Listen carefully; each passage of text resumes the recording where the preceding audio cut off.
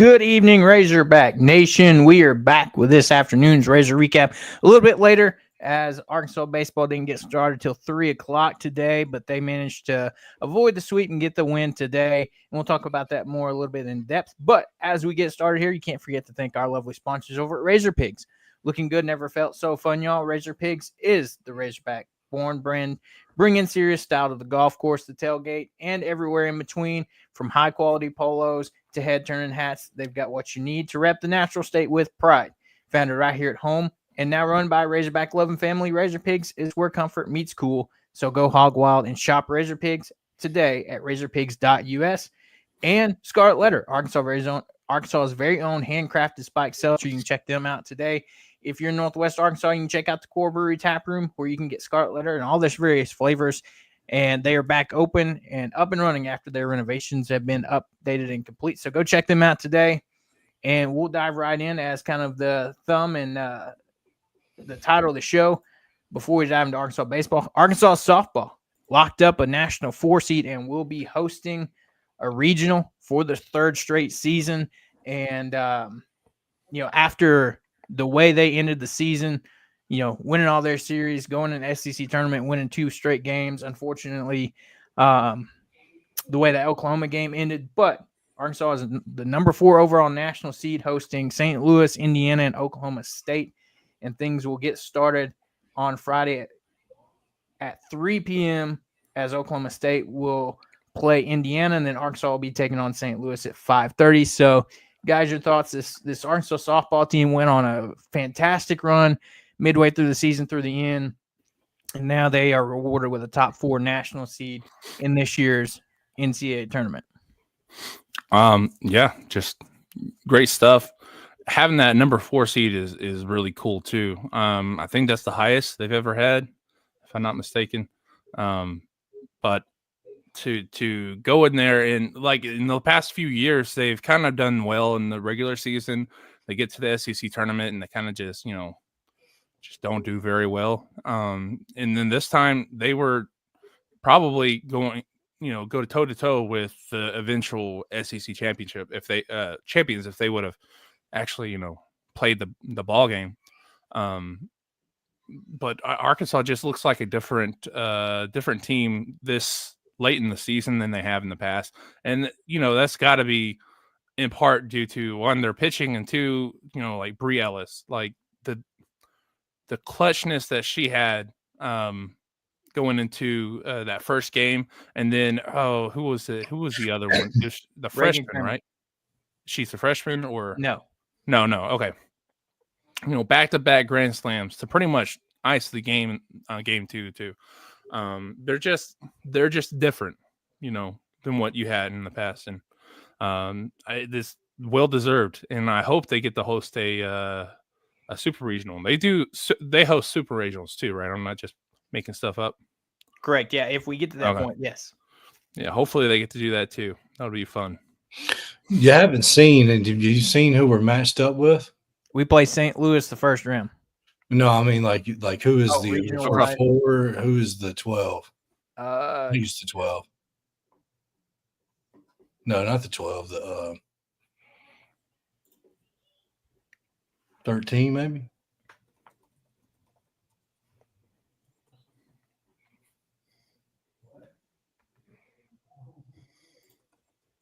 I got it pulled up here, so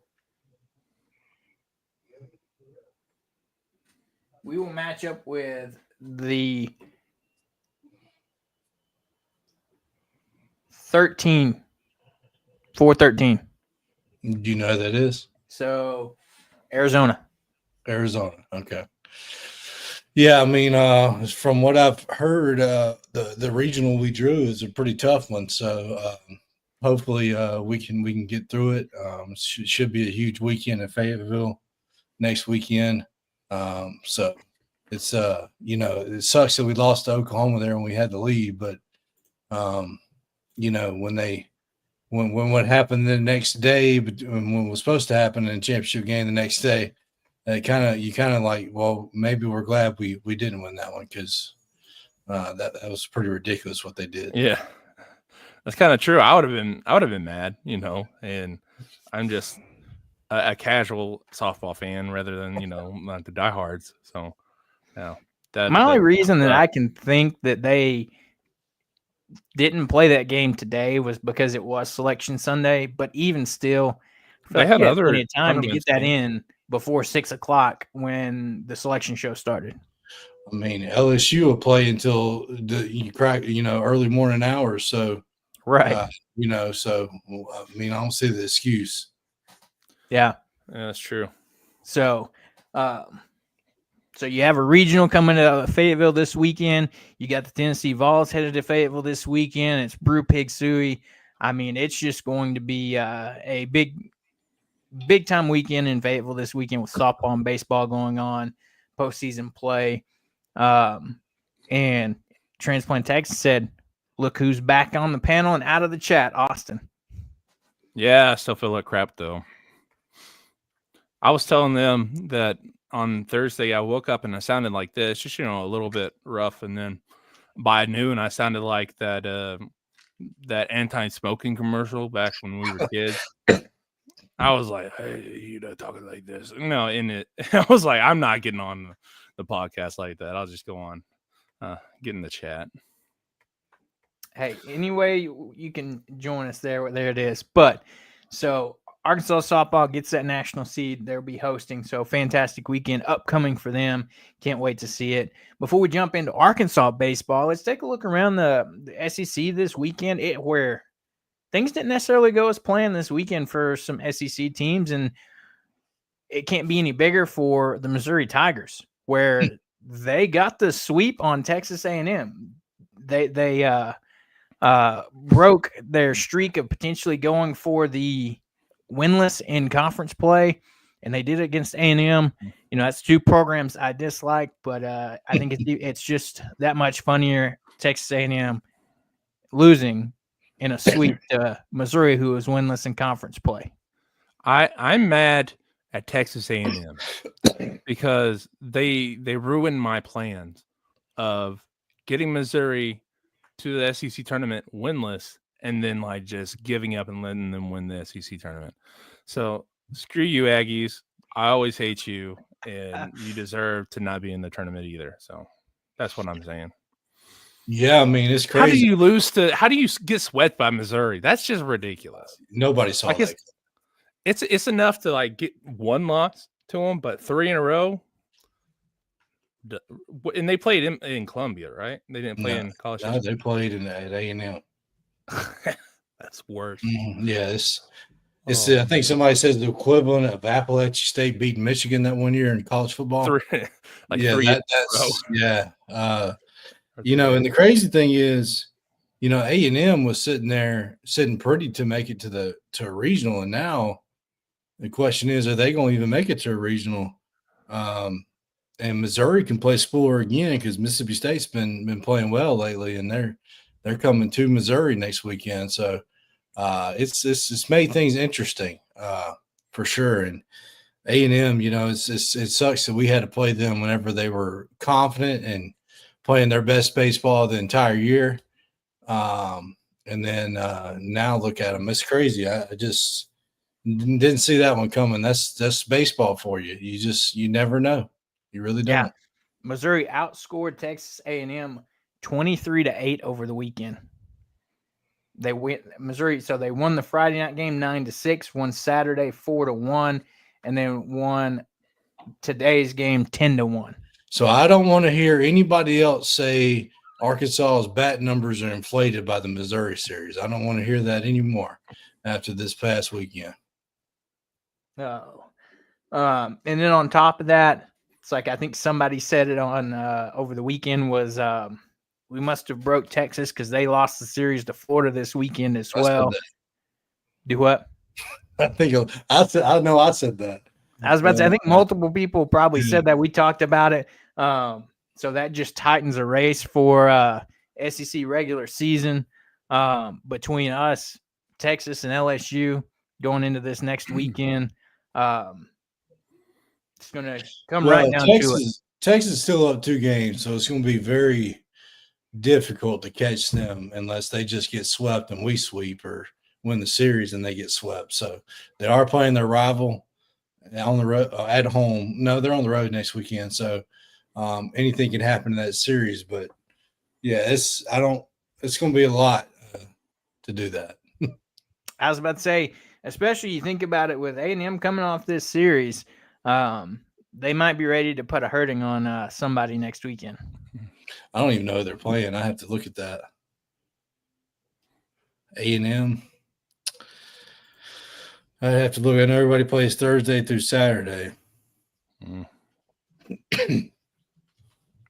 But if you want to talk about, oh God, Texas A&M's going to Georgia. Good afternoon, good evening, good night. Yeah, their season may be over, unless they just pull a miracle in Hoover. But if you want to talk about the hottest teams in the country right now, you have to say Auburn and Florida. Those two are really playing really well right now. I was about to say, in Texas plays on the road at Oklahoma. Yeah, who just got swept by Kentucky. I'm telling you, you never know in this league. Kentucky looked absolutely horrendous last weekend. I forgot who they played, but they got swept, and then they sweep Oklahoma, who won a series against Ole Miss the previous weekend, who's looked pretty decent this year. So you just never know in this league. Anybody can get you any given weekend. It's crazy. Yep, it's what year was that? There was one year where there were like 2 or 3 or 4 teams tied for first in the SEC West, something like that. Like in 2010, 11? No, I don't remember. But it's reminiscent of like late like early 2010s SEC football. You know, like back like SEC football is still king, you know, but they're not as dominant overall as they were back in the like 2010s, early 2010s. But it's reminiscent of that because it doesn't matter who you play; it's going to be. Well, baseball is not going to fall off like football did because baseball it's cold up north when baseball starts. So most guys don't want to play up north; they all want to come down here and play. So yeah, the SEC is going to always be. I mean, if you look at SEC mile per hour, like pitching, they're close to what MLB pitchers are pitching. So it's crazy here. So yeah.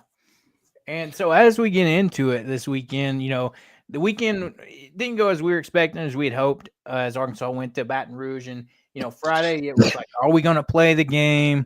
They'd been raining all day down in Baton Rouge. And then they decide to have first pitch at 9:55. And typical LSU, they were talking about the entire game. Oh, just a few weeks ago, they had the same type of situation versus Tennessee. And, you know, tight ball game, the entire game. You know, it's we come out, Zach Root throws another heck of a game this week. And comes out, he goes 6 innings, 5 hits, 2 runs allowed, 6 strikeouts on 91 pitches. You have Jimenez come in, go third, allowed 2 hits, 2 runs, 1 strikeout on 23 pitches, and then Gackle comes in and closes out 3 1/3. Boy, does he look good. 2 hits, 1 run, 5 strikeouts on 45 pitches. Fortunately, didn't go Arkansas's way, but another great outing by Zach Root and Gackle. Just a weird one from Jimenez that you don't usually see that out of him, but Gackle came in and took care of business. Unfortunately, didn't result in the win, but I have a confession. I think the reason they lost that first game was because of me. I kind of fell asleep before the game started because, you know, it started. It's 10 o'clock. Yeah, and when I woke up, it was the top of the 7th. Arkansas was up 4-2. I turn on the TV, or bottom of the 7th. Sorry. Turn on the TV, and Jimenez is pitching, and the very first pitch I see is a single, and I'm like, oh well, it's okay. And then another base runner gets on. I say, oh okay, and then it's bases loaded. I'm like, oh my god, and then they give up 2 runs, and now they're tied 4-4, and I just turned the TV off. I was like, I'm not doing this. So they ended up, you know, making it to the end of regulation, you know, not giving up another run, but they just walked it off. there. And it is what it is, you know. Like Hobbs says, it's baseball. It's hard to win a game anyway, right? And then it's going to be even harder to win one at 2:00 in the morning when you go into extra innings. When So, when you haven't played close to that time all year long. Yeah, it was ridiculous. And it's funny because the site expert for LSU, for the fan side of the network, he was complaining because he lives on the East Coast, so he was up until like 3:00 in the morning waiting for this baseball game to end. And I was like, yeah, it was rough for sure. Don't want to get too much into it, but definitely a play at the end of the game that should have been reviewed that wasn't, that could have changed the actions and results of that game too. Well, you know, that review probably didn't happen long enough because everybody's too tired, right, and can barely think straight. So, you know, and it's hard for me to know if he was out or not because I'm seeing a blurred picture, and we didn't. I mean, how many reviews have we had this year where we see that 4K camera zoomed in and it shows it perfectly? We didn't get a chance to see that. Right. So after LSU had already challenged a tag earlier in the game, they got reversed. Mm-hmm. I mean, they challenged everything. They challenged every check swing, every, you know, mound visit, timeouts. They love to have all little check, every little thing. Yeah, it's like that at bat with Helfrich at the end of the game, this last game, and he was trying to bunt. And they check swing them every single time. Like I'm like, dude, that's just ridiculous. It's no wonder this game lasted for like 4 hours. Every single game lasted a long time. But yeah, so before I talk about the actual first game in general, I thought this when they were playing the game Friday night, and you know, it wasn't necessary to say it until the second game because it's going to affect the second game. And I tweeted it out, had a lot of replies on it, and a lot of people were disagree with me, but I really don't care because I know that it affected the players. And you know, and what I mean by that is we showed up to Baton Rouge. I believe they showed up Thursday or Friday. We had finals this week, by the way, so they did that all week long. And then once they got done with that, they get on the bus to go to Baton Rouge. They get there and they're warming up. They leave the ballpark around 5:00 or so, being told that the game's being delayed. They go back to their hotel, which I don't care if it's right across the street. They go back to the hotel, and then it's 2.5 to 3 hours later, they announce we're playing a game at 9:55. Like, are you kidding me? This is ridiculous. And the reason why, now, if there was rain in the forecast the next day, sure, get the game in. But there wasn't. There wasn't a single rain in the forecast for Baton Rouge. So what are we doing? Why is LSU the only program in the country that's doing this? And yeah, Dave probably had a decision that he probably played a factor in saying, yeah, let's play. I get it as a coach, but at the same time, it affected, you know, it puts us in a situation where we don't have any room for error in the first game because the team was flat the second game. Now, they were facing a really good pitcher. That plays a factor in it, but they were really flat. And I get all these comments about LSU wasn't flat. Well, LSU's in their home stadium. They have thousands of fans backing them their way. They get to play with that adrenaline. We don't. We also just played a 10-inning game that was very emotional. And this is just ridiculous. And this is not the first time that this team has gone through this. It happened in the A&M series. Yeah, we were at home. But, yeah, I just don't get it why they're the only team in the country that does this. Yeah, it's just ridiculous to me. Thank God we're going to be at home in a regional anyway, but regionals have a little bit different set of rules than the home team don't always get to decide what they're going to do, which it is the home team's decision on when they play the game. And the rule is you can't start a game until 10 o'clock. You can't start a game after 10 o'clock. And they waited until 9:55 for ours to start, and the Tennessee game was started at 9:57. This is ridiculous. I don't care. No team should be getting back to their hotel at 2:00 in the morning for a regular season baseball game. Period. Shouldn't be happening. Yeah, you could tell they came out and they're dog tired. And the thing is, most of these people, they're like you said, they're in LSU, they're in Baton Rouge. They're used to partying. It's a party school, right? They're up all night anyway. Mm-hmm. Yeah, they're used to that. Arkansas, they go home. They're good kids. They go to bed on time. LSU players, they're up partying all night, so they're used to that. No, but for real, it was rough. Plus, I mean, you got to think, two of the guys you usually pitch on Saturday, pitched on Friday, right? You got Gackle and Jimenez both not pitching, so it just kind of felt like a perfect storm in a way that it just kind of fell apart, and that happened because most of it they played so late. So yeah, it was rough. Arkansas has been given a bad hand when it comes to weather and these series, and the great thing is that they're still number 2 in the standings. I'm pretty sure number 2. They are. At least in the SEC. I mean, the way that they can go and lose 4 SEC series and still have more SEC wins than 90% of the SEC is pretty incredible. Mm-hmm. Yeah. And you guys don't get swept, and we don't. Yeah. Exactly. And that was something I wanted to bring up too. They were talking about that stat during the game today. Was since 2017, Arkansas has only been swept twice. That's 8 years.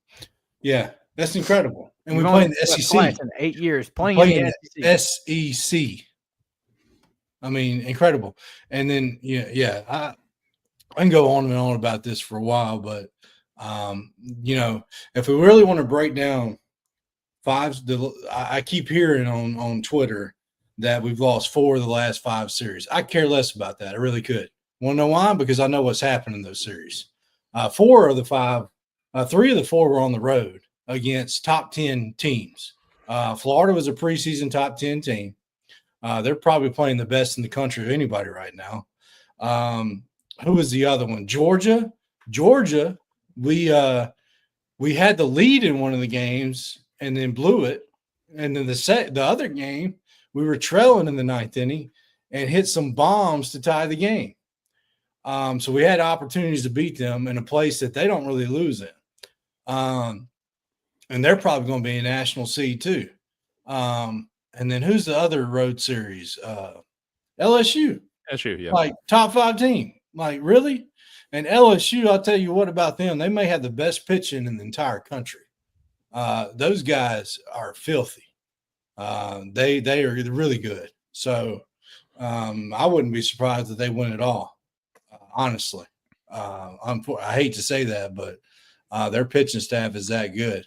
So, and they held us at bay until today, really. So, and the other series was, me and Caleb, we were there for the whole thing.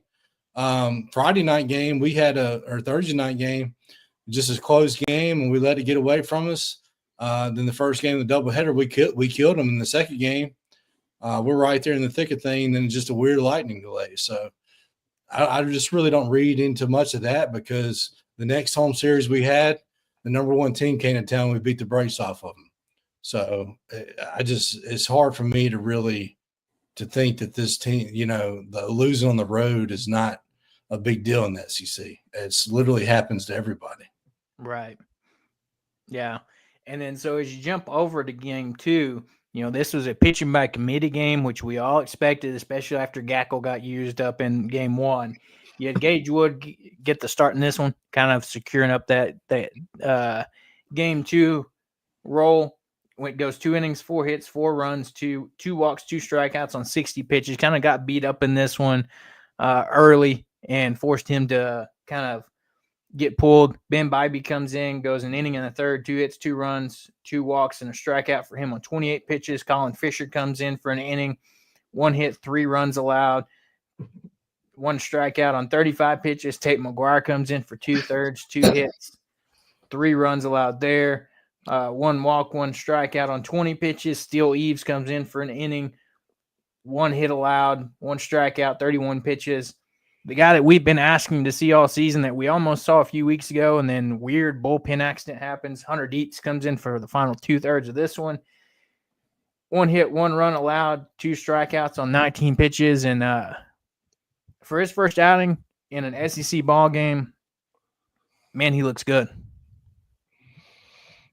Yeah, I mean, I've been asking for him. Been talking about that he was ready to go for a while now, and been asking for him. And boy, when he hit 98 miles per hour, I'm like, oh boy, this kid is the real deal when he's healthy.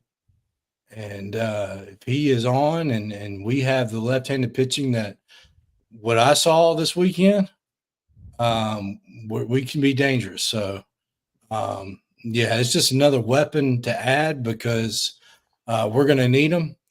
And hopefully Dave will let him pitch a little bit longer next time and trust him now because this is a kid that's going to be hard to hit. As you saw, Helfrich had a hard time catching him because he's just he's nasty. Yeah, and not to mention, you're getting him back. You're getting several of these guys back healthy right before postseason too. We saw Parker Coyle back today, and we'll get into that here in a little bit. You got Hunter Dietz back.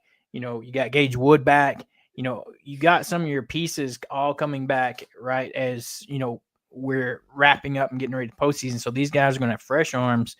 They're not going to be, I don't want to use the word worn out, but it's like a car. They have less miles on them, so they're going to be a little bit fresher and ready to go in this postseason. On the offensive side of things, it's like Hobbs said earlier, their pitching staff is probably one of the top in the country, and they held Arkansas, this offense that we know how good it is, at bay. And I think that just shows you how good of pitching staff that LSU is, because the announcers the entire series was talking about how good this offense was. And, between games, 1 and 2 were held to 7 runs when we're averaging 9 runs a game. Mm-hmm. So, props to LSU for that. Both these games, our key guys, seem to struggle a little bit. Game 2, you saw Helfrich have the best day, 2 of 3 with a run scored. Justin Thomas, 1 of 3 with a run scored and an RBI. Other than that, your other guys were kind of, they're putting some balls in play, but you weren't seeing what you typically see out of this Arkansas offense. Yeah, like Hobbs was saying, it just wasn't lining out right. They just couldn't get the ball in the bat like they used to. And I believe in hangover games because, football, they're like a real thing. Hangover games are a huge thing. And that is only magnified with it being only a few hours after your last game, right? So I just think mentally they were probably a little off, and then plus they were probably dog tired, out of rhythm, all kinds of stuff like that. And like I said, then LSU boys, they party all the time, so it doesn't affect them at all. But they just couldn't get it right. And then as soon as I saw Gackel go in on I guess Saturday morning, I was like, I had a feeling that game 2 was going to look like that. I just had a feeling that the pitching wasn't going to be super great game 2. And then I just didn't think – I thought maybe they would score a little more than, 3 runs. But I kind of figured that LSU would have a good day at the plate. But, yeah, overall, it's just one of them games. That's not Arkansas's team, right? That's not the team that Dave Horn has. It's kind of like whenever Calipari said that after Arkansas got their teeth kicked in by South Carolina. That's not the team that he knows, so he didn't even watch the tape. So that's like one of them burn the tape moments. Yeah, and like I've said before, the offense is not always going to be there because great pitching can shut offenses down. And the guy we faced was top 5 in the country in strikeouts, but the future first-round pick. I mean, the guy's incredible. But, the night before we got to an even better pitcher. So, the offense had the lead in the seventh inning in the first game, and we just couldn't hold it. So, and then we'll talk about the next game, and they got ahead in this next game, but yeah, the offense, they had their chances to break loose in the game, but they didn't get it done. And at some point, you got to stop somebody from scoring. At some point, it's not going to come back. And that's what happened in the game too. That was probably the worst beating we took in all year. And Dave just started throwing guys like Tate McGuire, guys that we don't really see on the weekends anymore, because he knew it was he needed to save the arms for today, which we'll get into, that were really good today. Yeah. We'll go ahead and jump into it. So, Arkansas gets the win today, 7-4 in a game where, like Hobbs just said, with last night looking like it was, kind of all but done, you saved some of your key relievers for today, knowing how, how of late Bottle Cheese hasn't necessarily went a long time. So you knew you're going to have some guys to come in and pitch. And that was the case again today. Bottle Cheese comes in, 2 innings pitched, 4 hits allowed, 3 runs, 4 strikeouts on 42 pitches. Started the game out pretty decently, and then they got to him, hit a couple home runs. And kind of that's when we started to see the committee for the rest of the game. Dylan Carter comes in, gives you 2 innings, 2 hits, 1 walk, 2 strikeouts on 44 pitches. Christian Fouch comes in for an inning and 2/3, allows a hit, 3 strikeouts on 27 pitches. Cole Gibbler, 1 1/3, 1 walk, 3 strikeouts for him on 28 pitches. Jimenez comes back into this one, an inning and 1/3, 3 hits allowed, 1 run, 1 walk, 2 strikeouts on 30 pitches. And Parker Cole comes in for the save for the final 2/3, 1 strikeout on 6 pitches, and secures Arkansas the win in this one. Yeah, the Bottle Cheese looked good until he gave up the home run, which has kind of been the case for him in most of his starts. So yeah, it's and then you look at Dylan Carter does what he normally does and pitched pretty well. Dylan Carter really set the tone, because he had a lot of tough at bats. They were really having good at bats against him, and he was up there throwing gas. But he set the tone for them to just kind of stop scoring. And then you talk about Gibbler, man. I've been talking about this kid since day one. This dude is unhittable when he's on, and he made them look foolish out there.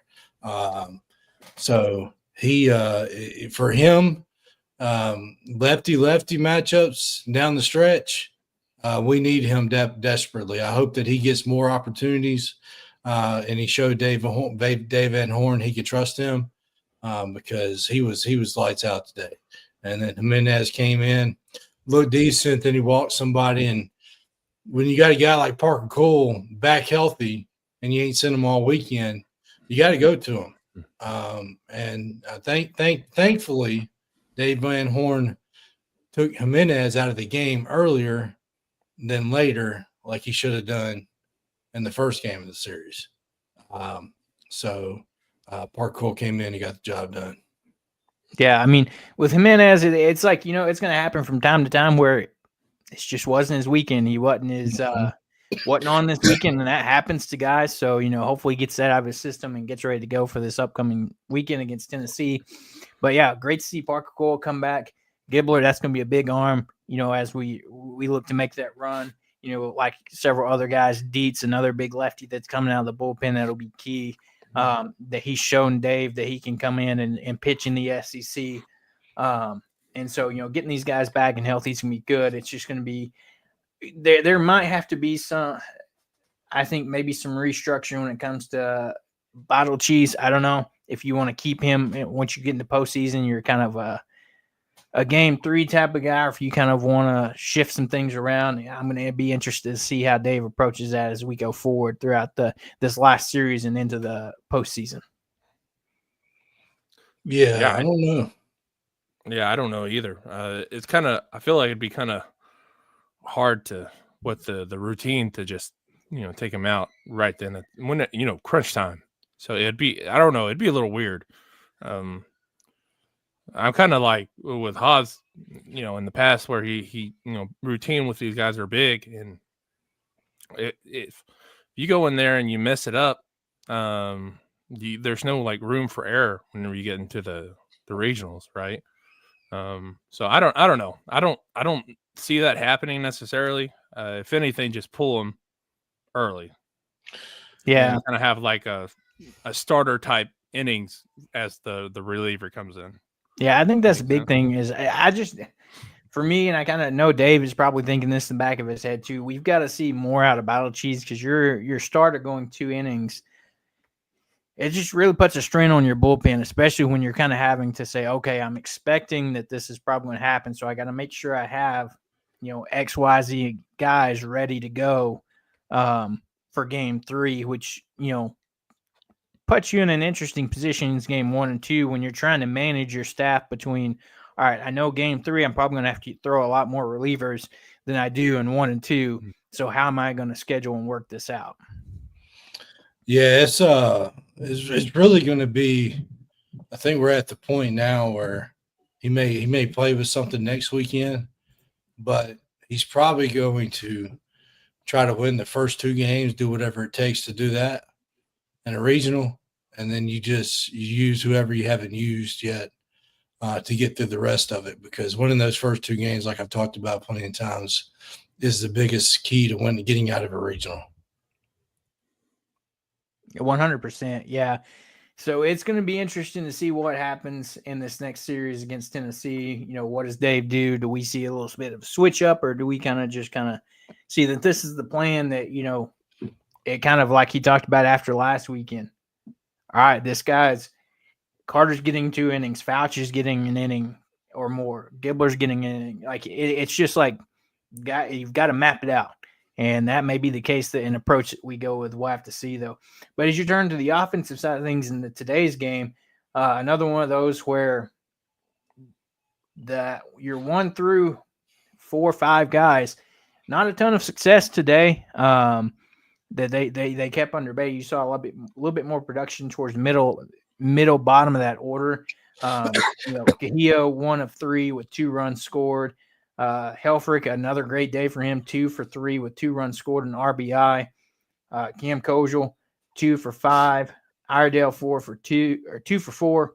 And then Rob Nett coming up with a big clutch hit late in the game to add some insurance runs there, going 1 for 3 of the day, but knocks in 2 RBIs. So glad to see him continuing to play well. But, going back into Fayetteville, get a nice reset for your guys like Davlon that went 1 for 5. Vahiva 0 for 3 in today's game, gets an RBI, but no hits for him. Bowles 0 for 2. Maxwell, we saw both those guys today. Total of 0 for 3 for those guys. You saw Diggs as well. So, those guys are going to play clutch, and hopefully we come back and they get reset and ready for last weekend at home in Fayetteville. Yeah, how crazy is it to have in the middle of the lineup look like that? You know what I'm saying? Like the whole top half, other than Devlin, didn't get a hit the entire time, and then like Aloy through Iredale. Aloy's the only one that didn't get more than 1 hit too. Everyone else got 2 hits. It's cool to see that, and then I liked what Iredale did. He had a very good day, I thought. And then at the end, he had that walk where he fouled off a crap ton of pitches. He's just like he's out there, fighting these pitchers for those good strikes, for those good hittable balls, and then when they're not there, he won't swing. And I feel like they kind of did that today. Fought off pitchers a lot. They did. They had really good at bats today. Yeah, so even the top of the order, they didn't do great, but you still had walks with Aloy, Boyles, and Maxwell. So it's not like they're not out there, paying attention or swinging for the fences every single time. They're out there giving quality at bats, and even though they're not getting hits necessarily, they're still, helping the team out. Well, and you look at it today too. This team, they took 9 walks today.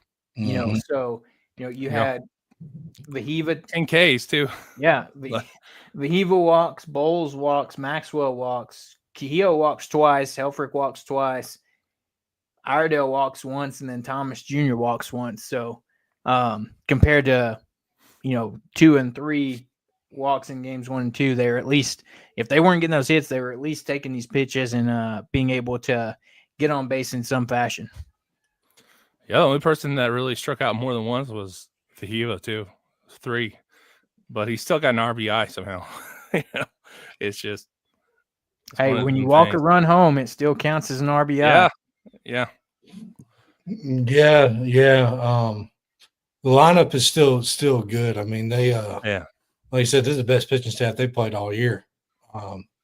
And so I fully expect an explosion next weekend.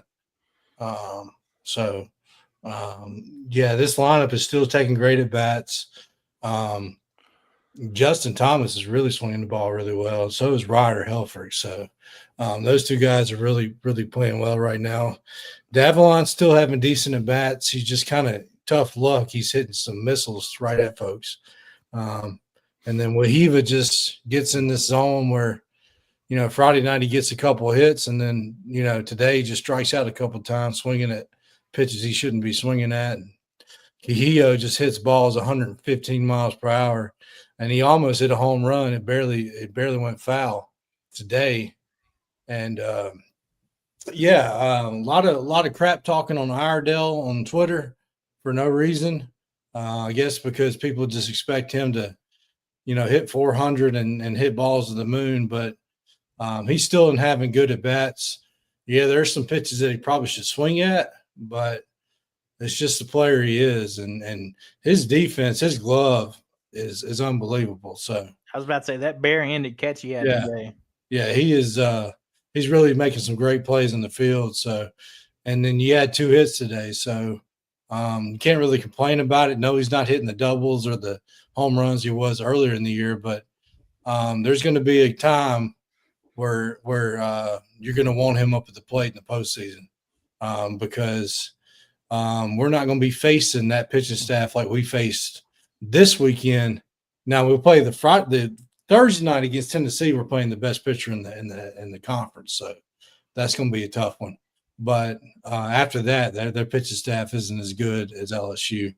But when you think about it, we were probably just really played our best team we're going to play until we get to Omaha. So this lineup is still gave the team a chance to win 2 or 3 games, and that's really all you can ask for. They put the team in the lead against one of the best pitchers in the country. I mean, it was 2-2 in the 5th. Kihio hits a home run, and then we drove in another run, and we just couldn't hold the lead. So, and today they gave us a little bit more insurance runs, and we were able to hold the lead. But yeah, it's going to come a time where this offense is going to carry this team, and like LSU, they went off yesterday, and the offense carried them. So, but yeah, I just fully expect the offense from here on out to go back to doing what they were doing. I was about to say, you're getting to come back home for Fayetteville for your final series. It's like you said, it's warmer. Balls are starting to carry and fly a little bit more. And if everybody can show up like they did against the Texas series, in which I'm sure they will, it's going to be another fun weekend to wrap up the regular season in Fayetteville before we head to Hoover. So, it's a tough weekend. It's like Transplant Texan said here, the LSU series was tough to watch. But crushing extra innings, lost in game 1, run ruled in game 2. We redeemed ourselves with a late inning push to secure that lead in game 3. So hopefully it's one of those things where it was a weird weekend where you come back home and you get things right before it's time for postseason play. Man, one of our best teams didn't even win a road series. So it's like, this team hasn't won one since sweeping Vanderbilt, but I I mean, that's still pretty good to sweep them. So Right. So, yeah, we'll have to see what happens here. Again, Arkansas set themselves up more than likely for the SEC tournament to have a that double bye going into the SEC tournament. SEC tournament, perfect time. You're probably going to lock up a national seed, so perfect time to get guys like Coyle, Dietz, Gibbler, some of these other guys, some more innings under their belt before you get into postseason play. Because it's like Hobbs has already said that, and I agree with a lot of it at this point. The postseason, at least the conference tournament, is doesn't really do anything for a team like Arkansas that's already kind of, they're going to be a regional host, and more than likely national seed. And,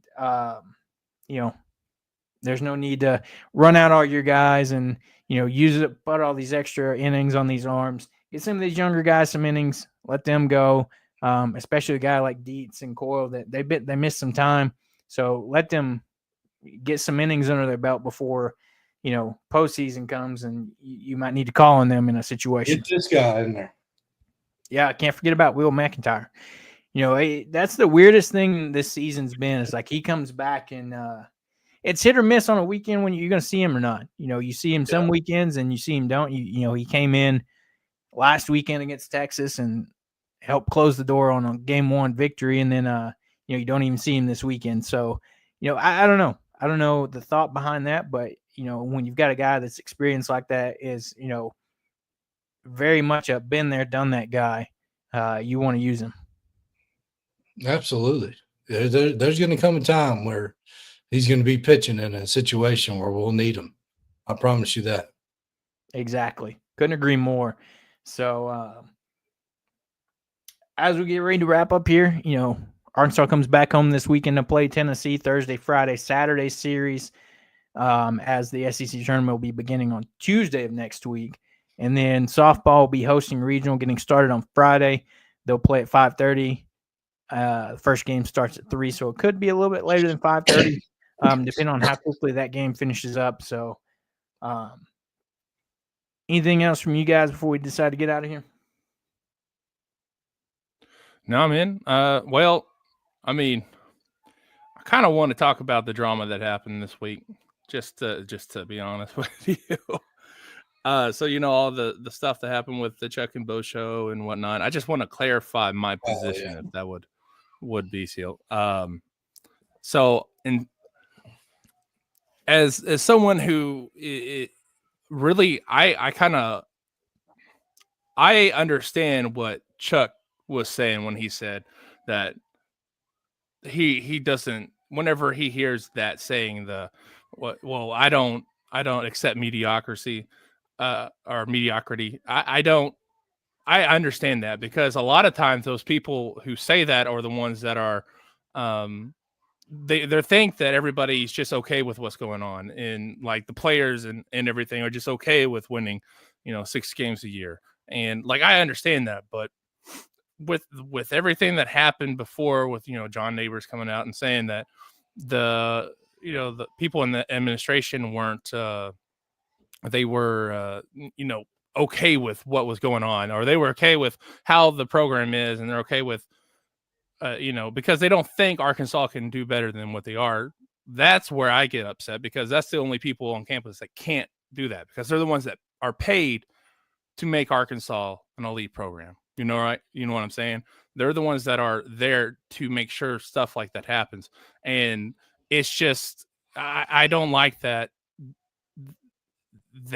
people are, for whatever reason, they just don't like whenever you bring that up. And John Neighbors isn't the one that comes out and comes up with things whole cloth. So I think there might be smoke to it. Like, there's some, stuff like that. But whenever it comes to Chuck and Bo, you can't go on there and make fun of the whole fan base like that at the same time. There's a line where you can understand that Arkansas is never going to be in Alabama or Georgia, right? And as fans, we can believe that, and as boosters, they can believe that, because in reality, they're just fans with money. But the people that are there paid to be the ones to run the program cannot think like that. And a lot of people were getting mad at me because of that, and I don't know exactly why. I ended up calling Chuck pretty much. I called him the Marie Antoinette of Arkansas sports, basically. You know, the let them eat cake, kind of the haves and have-nots. But either way, it's just rough to see fans and everybody going at each other's throats like that, and it's just a rough way to end it. But anyway, I like Chuck, and I like Bo Mattingly. I have forever. They're kind of like the people that I grew up liking. You hear Chuck's name or Chuck's voice every single basketball game and football game. Whenever I grew up, that's the voice of the Razorbacks for me. So it was just rough to hear that coming from him, if that makes sense. It's rough to have someone like look down on you whenever you idolize them your entire childhood. So it sucks. And I understand that some people like them and like what they said, but that was the wrong way to go about it. Yeah. It's like we were talking about before the show. Bo came out afterwards and was trying to clarify and said, they were trying to just, it was a lighthearted type of situation, kind of type laugh that they were trying to have. But, clearly you've seen with all this aftermath being meant, whether it was meant to be lighthearted or not, it still upset a lot of people. And so I think, they're seeing some ramifications from it. And, yeah, I'm like you. I grew up when you said, when you think of the voice of the Razorbacks, it's Chuck, all the basketball games, all the football games, everything. And so, yeah, it's very disappointing to see that was made from somebody that kind of you grew up listening to, and to like your point, Austin. The thing is, whenever Bo came out and had that extra, video, it still had like a tinge of contempt to it. That's the thing. It's not about what they said necessarily. It's the contempt in their tone. Like they're up here and you're down here. And it's people who are paid by the university in some form or fashion, because Chuck is paid to do those voice for the games, the play-by-play for the game. Yeah. And then Bo Mattingly works for Sport and Story, who does their entire Hawgs Plus stuff. So they're like entrenched in the athletic department at the U of A. And you can't come out and have that type of like I'm better than you attitude, like I'm not even going to listen to you because blah, blah, this, that, and the other. And it just doesn't sit well with me. So that's why I did what I did. That's why I put out what I did. And it's an opinion thing. It's not a report. It's not news. Razorbackers, we don't do just news, right? We do a lot of opinion. We do a lot of aggregation and then giving our opinions. We do news sometimes. But a lot of the stuff we do is what a fan would say. Like it's a community of fans and it's a conversation starter. It's not necessarily all news. So like for y'all that are like on my back about, reporting on rumors, it's not a report. It's saying if these things are true, then they need to be fired. They need to be cut out. Having whatever his name is, Bo and Chuck, that was an opinion too. Like they can't come out there and pretty much, they didn't invalidate what neighbors had said for sure. Right. They didn't necessarily validate it either, but it's like, I don't know how you can have those conversations and then the mouthpiece of the university come out and then dog on the entire fan base like that. And then you have softball people. Did you see that too? Like you had softball people on X come out and they're like arguing with fans. I'm like, bro, stop doing that. You want people to watch your stuff. You want people to watch softball. You're going to have to be able to take those criticisms and stuff like that. And just because, the thing is, most of those people were kind of right. Because softball and baseball aren't that different when it comes to strategy and stuff. It's a little bit, here and there, but I don't know, man. It's just it's hard to see Arkansas's athletic department turn the way it is, and it's just I don't like it. Yeah, it's like Transplant Texas said here. The common man fans are sick of the cake. If our opinions are not worthy to be heard, then maybe our dollars will do the talking from now on. And he said the common fans love the football program and have continued to show up, even though disgruntled with the product. If the loyalty means nothing, maybe the lack of our dollars in revenue will be missed. And that's one of the points I made. It's like, if you're giving up on football and you're an administrator, you're stupid. Like economically, that's the dumbest thing you can do. There are biggest programs. Yeah, there are 2 programs that year after year earn their keep at the University of Arkansas. It's basketball and football. And then baseball, every once in a while, they'll be in the black. A lot of times they're in the red. Like 2 years ago, they were $2 million under like generated revenue versus what they spent. So, and then the thing is with basketball, they're almost topped out, right? They've been good for years. That's probably about as much as they're going to make. Arkansas football is not that. And they still make around, $18 million a year profit. So there's so much more room to grow with football than there is with basketball or with baseball or anywhere else in those sports. And to just give up on it like that would be, to me, a fireable offense. Like just your attitude. Like, oh, we're only poor little Arkansas. We're never going to be that great. You can't have that attitude. You have to strive for greatness every single day. And if you're not doing that, then you don't need to be the leader of Arkansas's athletic program. Agreed. So I thought that was a pretty mediocre take. No, I'm just playing. Well, I'm an Arkansas fan, so I'm pretty used to the mediocre. That was well said. Yeah. So that's unfortunate.